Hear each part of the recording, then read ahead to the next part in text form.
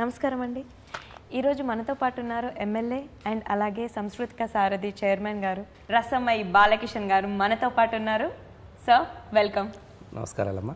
So మన తెలంగాణ ఉద్యమం ఉవ్వెత్తున ఎగిసిపడడానికి కూడా మీ డప్పు మీ పాట కూడా ఒక కారణం. సో ఇప్పుడు ఆ ఆవేశం అంతా ఏమైపోయింది మీలో?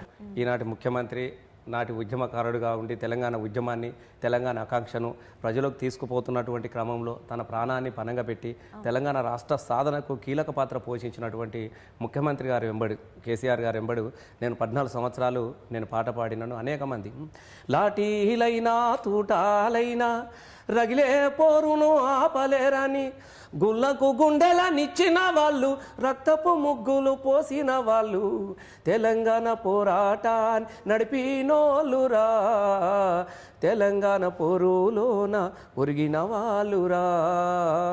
వీరాది వీరులోయమ్మ త్యాగాల సూరులోయమ్మ, వీరాది వీరులోయమ్మ త్యాగాల సూరులమ్మ.